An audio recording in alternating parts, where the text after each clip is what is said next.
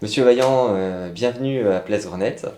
Vous avez pris vos fonctions à Grenoble en janvier 2019 maintenant. Vous étiez auparavant en poste à Guyane, en Guyane, département le plus violent de France.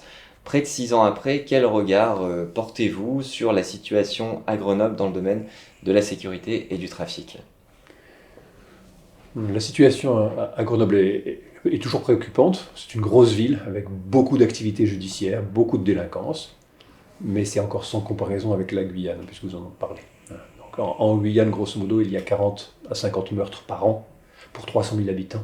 Ici à Grenoble, on déplore environ 7 meurtres par an pour 785 000 habitants. Donc c'est encore sans commune mesure, heureusement. Comment vous expliquez que Grenoble compte des taux supérieurs à la moyenne nationale, alors on a bien compris en dehors de la Guyane, en matière de trafic de stupéfiants et de violence, crapuleuses notamment? Je pense que Grenoble est une zone géographique qui est donc distincte du sillon rhodanien. Et il y a ici une zone de chalandise pour les trafiquants qui est importante. C'est-à-dire que il y a beaucoup de clients. Il y a beaucoup d'étudiants, mais il ne faut pas stigmatiser que les étudiants. Il y a beaucoup de personnes qui achètent de la drogue dans l'agglomération grenobloise. Une plaque tournante. Oui, c'est une plaque tournante et je pense que la drogue qui vient à Grenoble est destinée essentiellement à Grenoble. Alors peut-être qu'après elle ira Chambéry, Annecy, peut-être, voire la Suisse. Mais en tout cas, il y a une drogue qui vient spécifiquement à Grenoble parce qu'il y a beaucoup d'acheteurs ici. Quelle drogue circule plus particulièrement à Grenoble? Alors, on pense bien sûr au cannabis, mais on assiste a priori à une montée aussi de la cocaïne et peut-être des drogues de synthèse également. Oui. Alors, celui qui veut se procurer n'importe quelle drogue à Grenoble doit pouvoir se la procurer. Bon. Mais évidemment, de façon très majoritaire, c'est le cannabis qui circule, et dans une proportion qui est loin d'être négligeable. Je pense qu'on n'est pas loin maintenant des 20 à 30% sur les points de deal de vente de cocaïne. Donc ça a beaucoup pris. Avec une cocaïne qui a beaucoup baissé en prix, on trouve le gramme de cocaïne aux environs de 60 € actuellement, et la pureté de ce gramme de cocaïne a, elle, bien augmenté, c'est aussi aux environs de 60% aujourd'hui, ce qui est une pureté donc très importante. Pas celle qu'on trouve en Guyane exactement, mais donc qui reste une pureté très importante. Après, on trouve évidemment tous les autres drogues. Heureusement, l'héroïne n'est pas trop présente. On peut en trouver, mais c'est pas un marché très important. Je dis heureusement parce qu'évidemment c'est une drogue qui provoque donc des dégâts considérables sur les utilisateurs, et c'est pas celle qui est privilégiée par les utilisateurs grenoblois. D'où cette drogue provient-elle? On pense donc aux Antilles, à la Guyane, peut-être d'autres acheminements également par Alors mer, le cannabis, Maroc. lui, vient essentiellement du Maroc, c'est une évidence, via l'Espagne, et la cocaïne, elle, vient d'Amérique du Sud, évidemment. En partie via la Guyane, mais via le Brésil, via de nombreux pays. Et on sait même que maintenant, donc, les trafiquants envoient de la drogue en Afrique, et d'Afrique la renvoient vers l'Europe. Donc les circuits sont extrêmement nombreux. Ce que tout le monde doit avoir en tête aussi, c'est que les trafiquants, les producteurs de cocaïne en Amérique du Sud ont doublé leur production au cours des 10 dernières années. Doublé leur production. Donc on est envahi de ce produit qui arrive par tous les ports européens, par les aéroports aussi, mais par tous les ports, et même les plus petits de France. La cocaïne, donc ça représente une proportion pour l'heure moins importante que le cannabis. Est-ce que pour autant, au niveau du chiffre d'affaires, ce que ça peut rapporter, c'est proportionnellement plus important? Les trafiquants sur place, moi je ne fais pas les études de marché à leur place, mais ils vendent un peu tous les produits. Ils vendent donc majoritairement du cannabis, ensuite donc de la cocaïne, et aussi, on le voit sur beaucoup de points de deal, des cigarettes, de plus en plus de cigarettes. Avec ce côté en plus qui est les cigarettes, bon, certes c'est illégal, mais c'est moins dangereux que la drogue, donc du coup, si on se fait attraper pour des cigarettes, c'est quand même moins grave, si je trafique pas de la drogue, sauf que la drogue elle est dans le panier d'à côté, quoi. Qui viennent plutôt d'Espagne, du coup, les cigarettes, ou non? Oui, et puis donc oui, de pays d'Europe centrale, il y a Oui. là aussi pas mal de voies d'accès. Alors, pour revenir sur les faits de violence, on constate qu'il y a une recrudescence en ce moment, et notamment une montée avec des acteurs de plus en plus jeunes. Comment vous expliquez cet état de fait, alors qui n'est pas spécifique à Grenoble, mais qui se retrouve également dans l'agglomération? Oui, c'est un phénomène vraiment national. Donc les fusillades ont été nombreuses, donc, notamment depuis cet été et puis donc, depuis le début de l'année, même si nous avons toujours connu donc, à Grenoble donc, des épisodes de grosse violence. Même si on remonte il y a très très longtemps, plusieurs décennies, il y a toujours eu des mitraillages, des morts et des blessés graves à Grenoble. Depuis cet été, en tout cas, donc, cet épisode de violence s'est intensifié. Et en effet, puisque nous avons arrêté, quand je dis nous, les policiers ont arrêté donc, un certain nombre d'auteurs, on voit donc qu'ils sont en effet très jeunes. Hein. Je pense à ces deux jeunes qui ont été interpellés par les policiers sur une trottinette alors qu'ils venaient donc de tirer contre un commerce à proximité d'un point de deal. Voilà. Deux sur une trottinette. Grand courage des policiers quand même. Hein. Quand ils voient deux types avec une Kalachnikov sur une trottinette et qu'ils vont au devant et qu'ils cherchent à les arrêter, voilà, et il faut vraiment être courageux.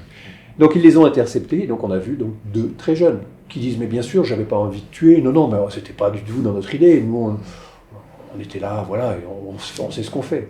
Sauf qu'en réalité ils maîtrisent rien du tout, ils savent à peine se servir de ces engins, ils n'ont peur de rien, ils sont persuadés... qui par définition en plus envoie des balles de manière bien sûr, les ricochets, puis bon, c'est pas pour rien qu'il y a eu quand même un mort lors d'une des récentes fusillades. Un jeune homme d'origine italienne qui venait acheter son cannabis tranquillement sur son point de deal. Il était là au mauvais moment, et lui, il a pris une balle perdue. Hein, c'est pas lui qui était visé. Voilà. Mais quand ils viennent et qu'ils tirent à tout va donc, sur un point de deal, évidemment qu'ils peuvent tuer. Voilà. Et c'est ce qui peut arriver et ce qui arrive malheureusement. Voilà, donc de plus en plus jeunes, comme s'ils, sans aucun sens des responsabilités, comme s'ils étaient dans un jeu vidéo, comme s'ils étaient tout puissants. Ouais, c'est un phénomène qu'on constate à Grenoble, qu'on constate évidemment donc, un peu partout en France. Et pourquoi on a de plus en plus des jeunes ? Parce que pour les trafiquants, qui eux sont plus âgés, ça coûte moins cher. Quand vous donnez une petite somme à un mineur, il est très content, il a l'impression d'être valorisé. Un type un peu plus âgé, vous allez devoir lui donner un peu plus. Et puis un mineur, vous allez pouvoir en faire ce que vous voulez, vous allez pouvoir le manipuler, le mettre dans un système qui ressemble un peu à une secte, il est membre du gang, il va pouvoir monter dans la hiérarchie, il gagne beaucoup d'argent, il va pouvoir jouer avec ses copains, il va pouvoir tirer un feu d'artifice de temps en temps. Il y a un côté très jeu, qui est pour celui qui va rentrer dans ce trafic, mais avec des conséquences qui sont énormes. Une désocialisation, une déscolarisation, le risque de balles perdues, le risque d'avoir à commettre des violences contre les autres. Ça veut dire que comment on peut se regarder en face après quand on a commis de la torture sur les uns ou sur les autres, parce que votre chef vous l'a demandé. C'est tout ça le trafic de stupéfiants. Hein. C'est vraiment... moi je sais pourquoi je lutte contre les trafiquants de stupéfiants, et les policiers aussi. C'est parce qu'en fait ce sont des sales types quand même, c'est une évidence. Et qu'en plus, ils pourrissent la vie des honnêtes gens dans les quartiers. Voilà, donc il faut aussi insister sur le fait que les policiers, les gendarmes, les douaniers, et donc la justice derrière, donc nous avons un certain nombre de résultats. Alors on n'arrête pas tous les auteurs de fusillades, c'est une évidence.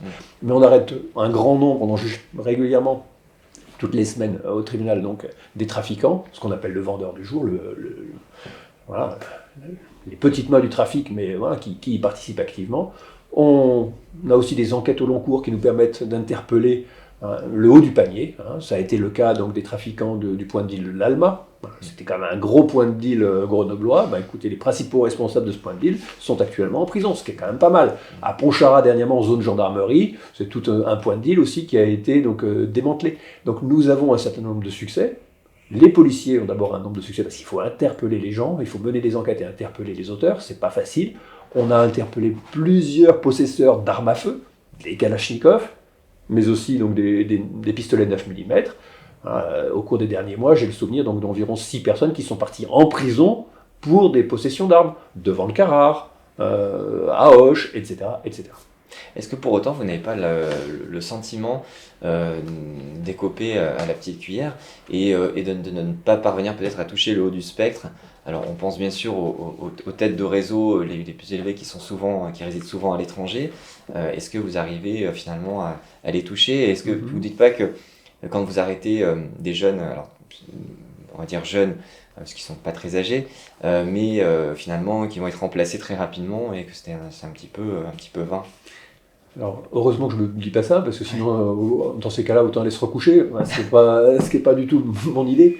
Non, et celle des policiers. Mais heureusement que les policiers, les gendarmes, les douaniers et la justice derrière, nous faisons tout ce que nous faisons.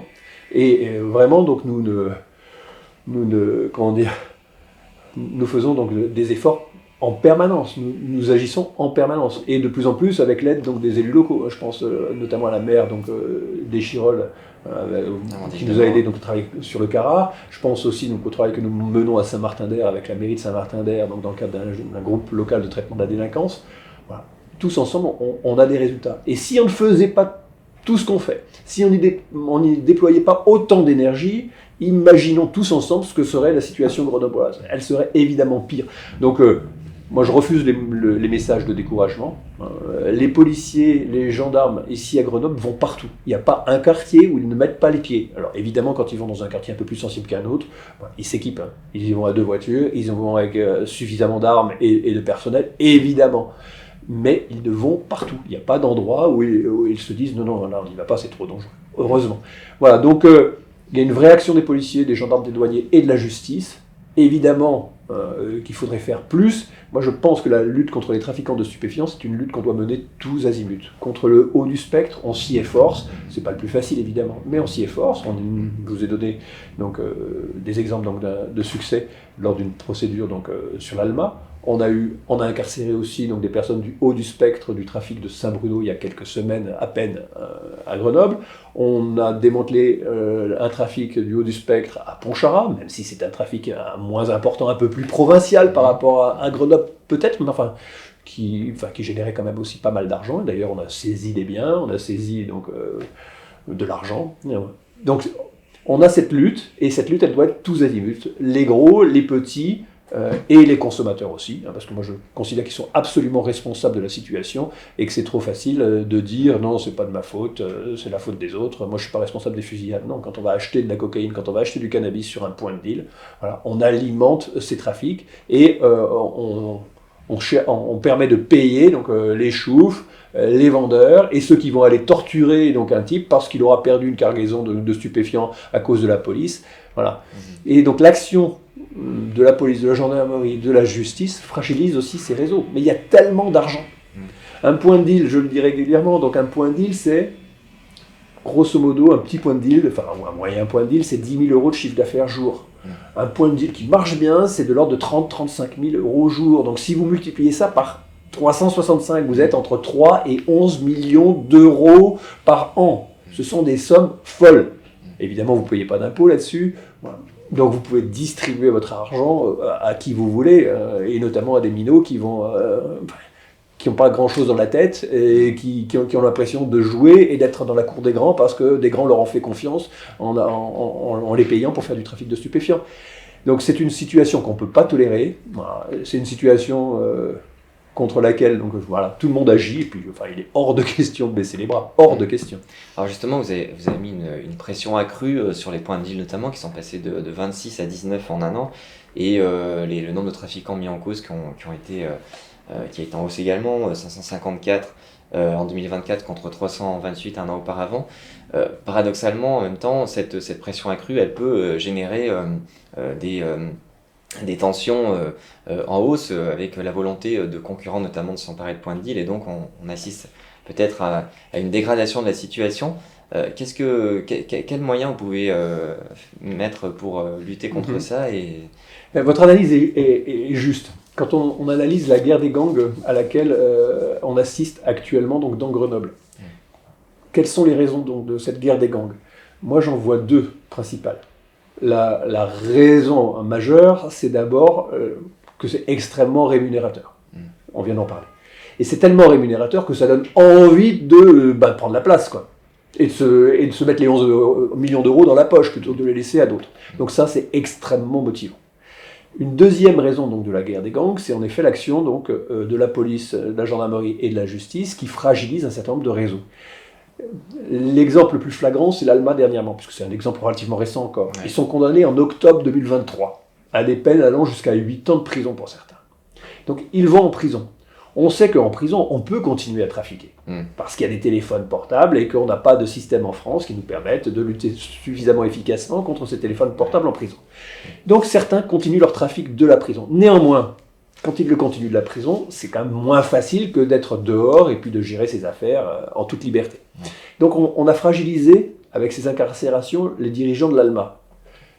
à compter, alors je ne sais plus si c'était novembre ou décembre, mais dans les semaines qui ont suivi les condamnations, il y a eu des tirs à l'Alma. Il y a eu plusieurs fusillades à la Kalachnikov à l'Alma, juste après donc, l'incarcération des responsables du point de deal. Alors, il y a eu des fusillades et des contre-fusillades. Les policiers, là aussi, ont arrêté des personnes, alors pas auteurs de fusillades, mais qui ont été trouvés à l'Alma avec des armes, Kalachnikov, armes de poing, et dans la zone. Alors, est-ce qu'ils appartenaient à un camp plutôt qu'à l'autre? Voilà, on pense qu'il y a un peu des deux. Voilà, on en a interpellé plusieurs. Voilà, donc il y a des succès, et je pense que l'action des policiers, l'action judiciaire, l'incarcération donc des responsables, fragilise aussi les dealers et facilite le travail des concurrents, c'est une évidence. Contre ça, je peux difficilement lutter en réalité.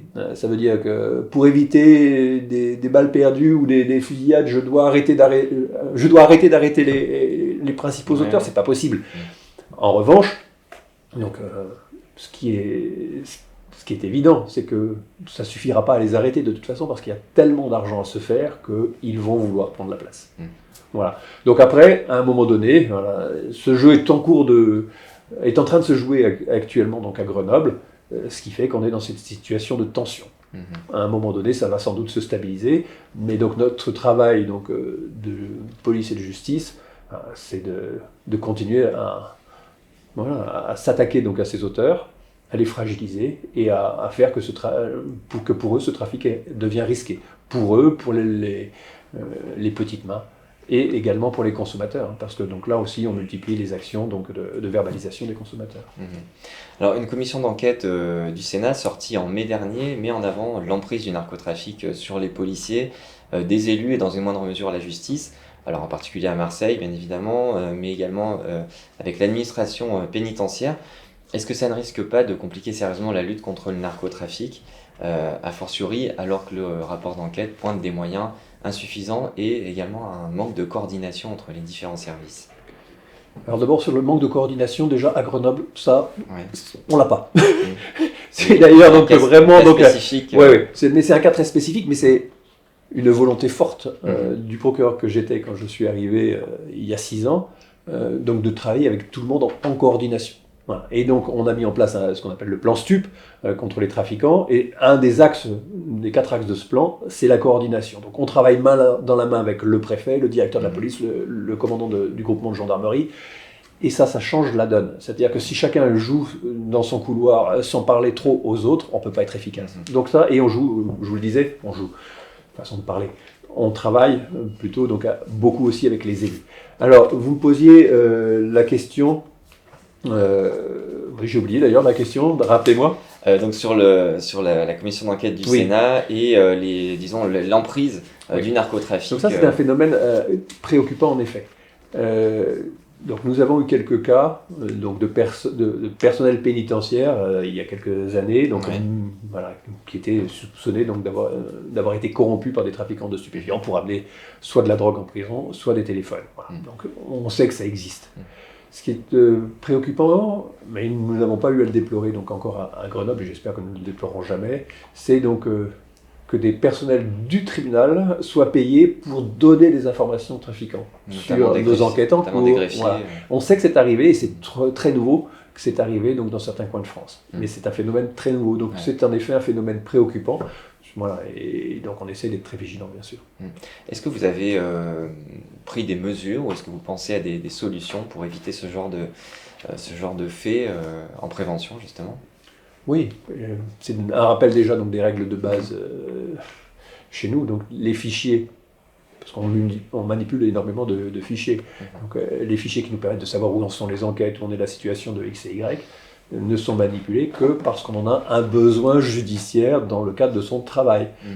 Même moi, il est hors de question que j'aille regarder sur Internet, enfin pas sur Internet, mais sur nos fichiers justice, voilà, qui vous êtes, vous, qui est mon propriétaire, voilà. C'est des choses que je ne dois absolument pas faire, et si je le faisais, c'est une infraction pénale. Donc ces règles-là, on les répète, et on les répète à nouveau donc à tous les personnels, voilà, pour leur dire que attention, les conséquences sont très graves. Et j'avais également une question, on parlait tout à l'heure des mineurs. Est-ce que vous pensez que le code de procédure pénale est parfaitement adapté au traitement judiciaire de ces mineurs, notamment avec les infractions qu'on évoquait tout à l'heure? Est-ce que vous pensez que ça doit être amélioré ou au contraire vous disposez des moyens suffisants avec le code de procédure pénale actuel? Je crois qu'il y a des choses à faire évoluer.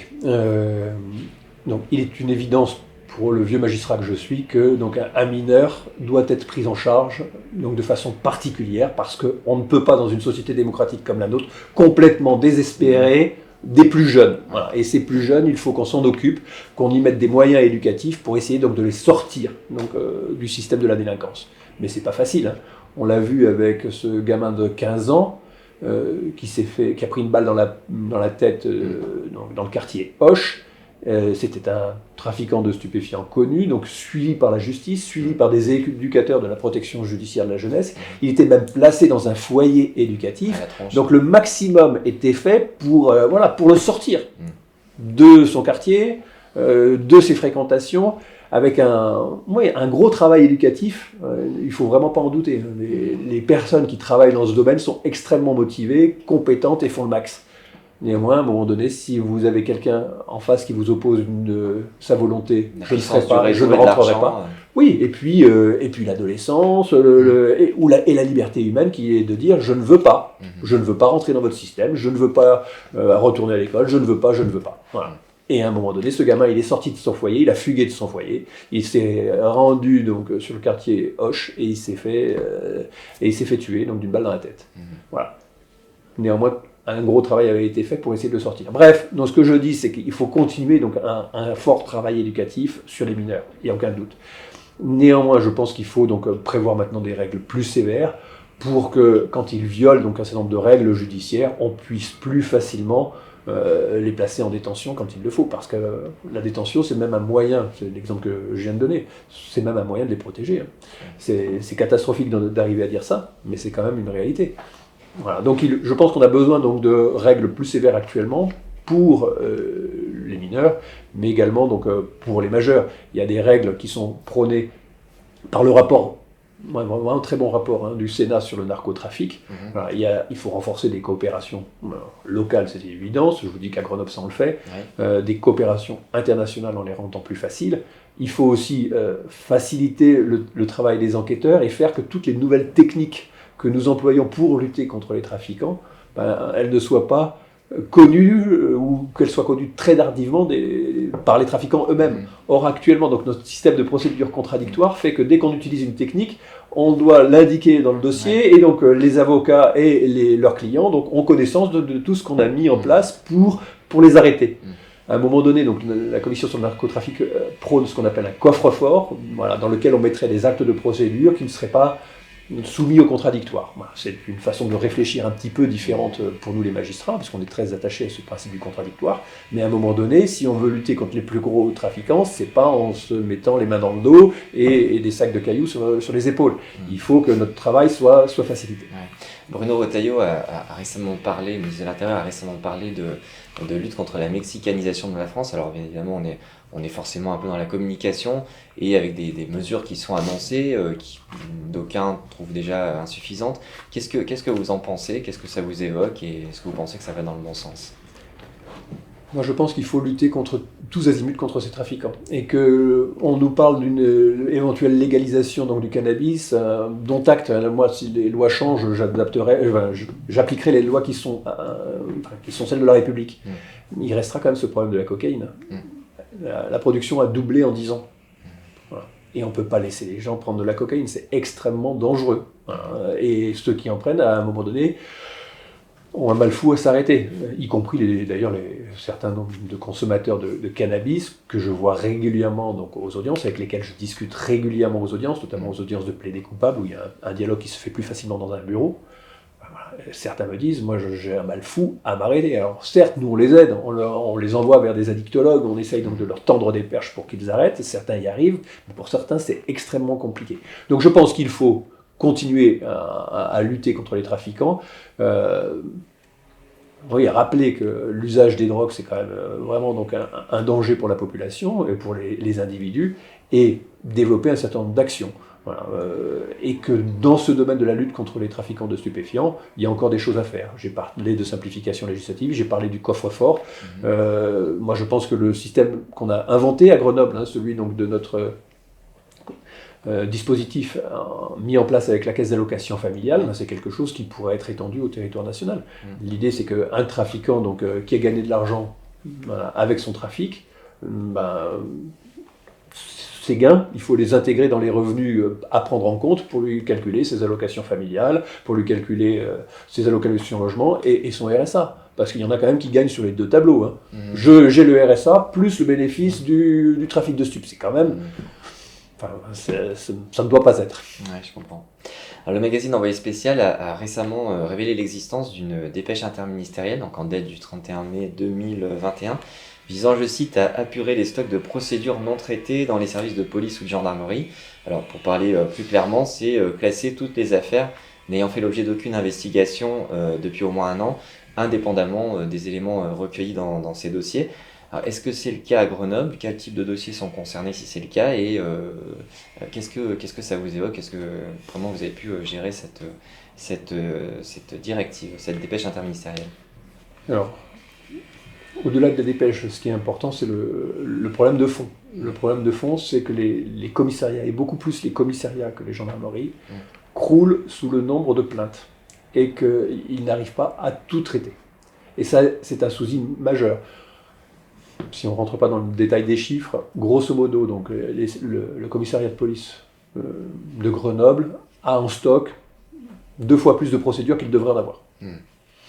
Donc il va avoir un mal fou donc, à tout traiter.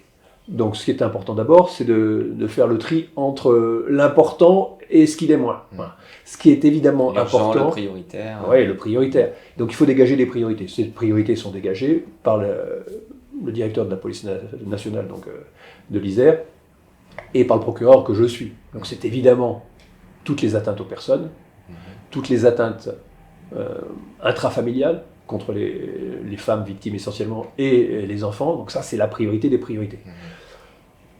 Autre priorité, c'est le trafic de stupéfiants, parce que voilà, il y a des conséquences, y compris en termes de vies humaines. Donc ça, ce sont nos priorités. Et après, donc, sur le reste, l'idée... donc nous avons monté un groupe de travail, là aussi plutôt pilote. Donc le directeur de la police nationale de l'Isère et donc mes services, pour réfléchir à tous les moyens donc, de traiter mieux et plus vite les procédures. Je vais vous donner un exemple. Donc, les policiers gèrent beaucoup donc, de délits de fuite. Certains délits de fuite en voiture après un accident, certains délits de fuite ont causé donc, des blessures corporelles à certaines victimes, ou d'autres délits de fuite ont lieu donc, après des accidents purement matériels sans blessure. Bon. Ça, ce sont des petites enquêtes, pas très compliquées, mais ce sont des centaines de plaintes. Et donc nous avons mis en place un système plus simplifié pour les traiter. C'est-à-dire que je demande donc aux policiers de me transmettre le dossier en l'état, avec juste une identification par l'immatriculation du propriétaire du véhicule. Et donc l'enquête est limitée au strict minimum. Et donc le dossier arrive au tribunal et je le donne à un délégué du procureur qui, lui, va convoquer le propriétaire. Et qui va mettre en œuvre ce qu'on appelle une mesure alternative aux poursuites, en lui disant, donc voilà, a priori, vous étiez donc l'auteur de ce délit de fuite. Alors s'il conteste et qu'il nous donne des arguments suffisants, donc on s'arrêtera là. Si, en revanche, il nous dit, oui, c'est bien moi, et qu'on le prend la main dans le sac, donc là, on va s'assurer que la victime de l'accident a bien eu toutes les indemnisations auxquelles elle peut prétendre. Alors, en général, les assurances sont jouées, mais souvent il y a une franchise, donc on va faire payer la franchise supplémentaire, et on va faire payer une sorte d'amende qu'on appelle contribution citoyenne. C'est une somme d'argent qui est versée donc, à une association, notamment une association donc, d'aide aux victimes. Voilà. Donc on trouve des systèmes simplifiés de traitement des procédures. Malgré tout, donc on classe aussi sans suite un certain nombre de procédures qui sont de moins grande importance. Voilà, et c'est un vrai problème, et pas qu'à Grenoble, c'est un problème national. Mais je pense que là aussi, il faut prendre le problème à bras-le-corps, qu'il faut simplifier les règles, Et puis qu'il faut expliquer les choses à nos concitoyens, hein, parce que je trouve qu'il y a ce serait hypocrite, voire une escroquerie de ne pas leur dire la réalité des choses. Je pense qu'il est important de dire la vérité. Derrière se pose aussi la question des moyens, forcément, de la justice notamment. Le problème des moyens est un problème réel. Mais les moyens ne doivent pas nous empêcher de réfléchir, et de travailler, et de balayer devant notre porte tous. Ma conviction forte, c'est que, certes, si vous me donnez plus de moyens, je vais pouvoir évidemment faire plus de choses. Mais ces moyens, dans la justice grenobloise, sont arrivés pas en termes de magistrats du parquet. Voilà, même si la chancellerie a décidé qu'il fallait donc plus 14 magistrats au parquet, mais maintenant 16, et ça fait 2 ans que nous devrions être 16. Donc ils vont finir par arriver. En revanche, nous sommes passés de 6 contractuels à 13 contractuels, donc, qui nous aident, nous, au parquet, donc, dans nos décisions, dans notre travail quotidien. Donc ça, il y a eu des moyens forts qui ont été mis donc, en termes de contractuels. Donc ça, c'est important. Plus de moyens, c'est indispensable, pour les policiers aussi, bien sûr, mais à un moment donné, il faut que nos règles soient simplifiées. Si vous passez beaucoup de temps à faire de ce que j'appelle, moi, de la bureaucratie, à rédiger des feuilles de papier pour dire que vous allez prolonger une enquête pendant X mois ou X années, est-ce que ça a du sens ? Est-ce qu'il ne faut pas plutôt faire confiance donc, aux enquêteurs, faire confiance aux magistrats et supprimer le maximum de bureaucratie? Moi, je pense que c'est l'avenir. Hein, donc, parce que si vous ne supprimez pas donc, cette bureaucratie, si vous ne simplifiez pas, vous allez devoir créer toujours des postes supplémentaires et ça ne suffira jamais. Donc, en réalité, il y a un double travail à mener. Et ce n'est pas facile. Parce que quand on est législateur, et donc c'est un discours que je tiens à tous les députés et les sénateurs qui viennent régulièrement au tribunal nous voir, nous rencontrer, discuter, je leur dis il faut simplifier. C'est la seule possibilité. Alors moi, il y a des choses que je simplifie, je vous ai donné l'exemple des délits de fuite, donc, parce que c'est à ma portée, mais il y a d'autres mesures qui ne dépendent que de la loi, mais comme ça, je n'ai pas la possibilité d'agir en direct. Éric Vaillant, qu'est-ce que vous aimeriez que l'on dise de vous après votre départ ? Que du bien, évidemment. De Grenoble, bien évidemment. Ouais, que du bien. Non, j'espère que on me voit beaucoup dans les médias. C'est pas juste pour montrer ma binette, c'est même pas pour montrer ma binette, c'est pour expliquer donc à mes concitoyens, au milieu desquels je vis à Grenoble, en centre-ville, qu'ils doivent pouvoir faire confiance à la justice, que la justice travaille, que les policiers travaillent, que nous arrêtons, que les délinquants les plus dangereux sont mis en prison. Voilà. Et je sens bien qu'il y a une défiance de nos concitoyens envers toutes les institutions, envers l'institution judiciaire en particulier. Et je suis convaincu qu'il faut que les magistrats doivent montrer ce qu'ils font. Parce qu'on fait plein de choses. Hein. Je vous ai donné quelques exemples de dispositifs qu'on essaye de mettre en place de façon innovante à Grenoble, de la lutte qu'on mène. Mais si vous n'étiez pas là, vous, journalistes, pour faire savoir ce qu'on fait, écoutez, tout le monde aurait l'impression qu'il ne se passe pas grand-chose, ou n'aurait en tête que les fusillades, mais sans penser qu'au-delà des fusillades, il y a des arrestations, il y a des condamnations, il y a des gens en prison.